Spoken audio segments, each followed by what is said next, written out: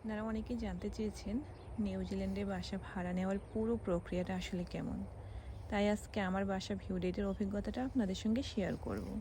নিউজিল্যান্ডে সাধারণত বাসা ভাড়া নিতে হলে অনলাইনে আবেদন করতে হয়। আর আবেদন করার পর যদি শর্ট লিস্ট করা হয় তখন একটি নির্দিষ্ট সময় দিয়ে ভিউ ডেট দেওয়া হয়। আজকে আমার ভিউ ডেট ছিল দুপুর 1টা বাজে। সময়টা ছিল 15 মিনিটের জন্য শুধু।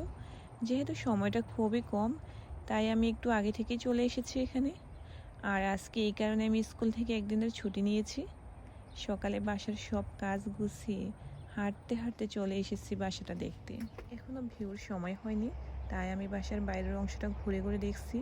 প্রথম দেখাতেই কয়েকটা বিষয় আমার খুব ভালো লেগেছে। বাসাটা নতুন রং করা হয়েছে, কার্পেটও নতুন লাগিয়েছে।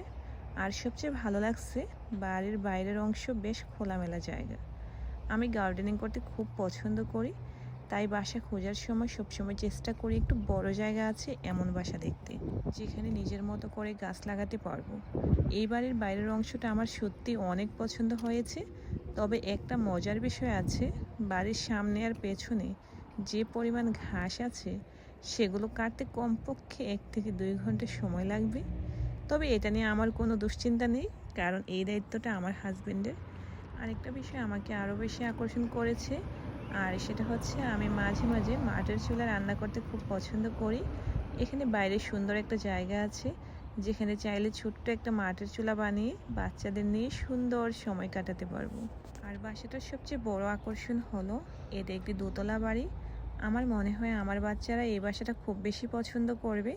তবে শেষ সিদ্ধান্ত নেওয়ার আগে অবশ্যই বাসার ভেতরের অংশটাও দেখে নিতে হবে, কারণ শুধু বাইরের অংশ সুন্দর হলে তো হবে না, ভেতরের পরিবেশটাও আরামদায়ক ও সুবিধাজনক হতে হবে।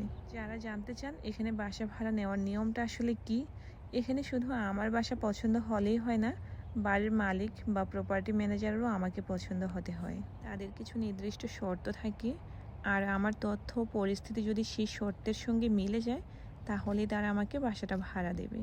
আরেকটা গুরুত্বপূর্ণ বিষয় হলো একটি বাসা দেখতে সাধারণত অনেক মানুষ আসে। সেই অনেক আবেদনকারীর মধ্য থেকে তারা একজনকে বেছে নেয়। তারা সাধারণত আপনার আয়ের তথ্য দেখে আগের বাড়িওয়ালার কাছ থেকে রেফারেন্স নেয়।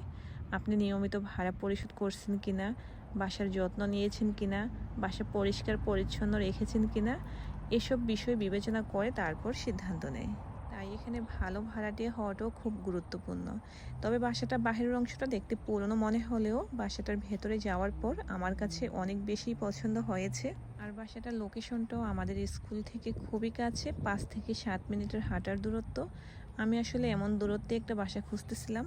আমার কাছে বাসাটার ভিতরের অংশ অনেক বেশি পছন্দ হয়েছে। এখন দেখা যাক পরবর্তী প্রসেসে আমি সিলেক্ট হই কিনা। যদি ভাগ্যে থাকে তাহলে হব, আর ভাগ্যে না থাকলে তো কিছু করার নেই। ভিডিওটা পুরো দেখার জন্য অসংখ্য ধন্যবাদ। ভালো থাকবেন।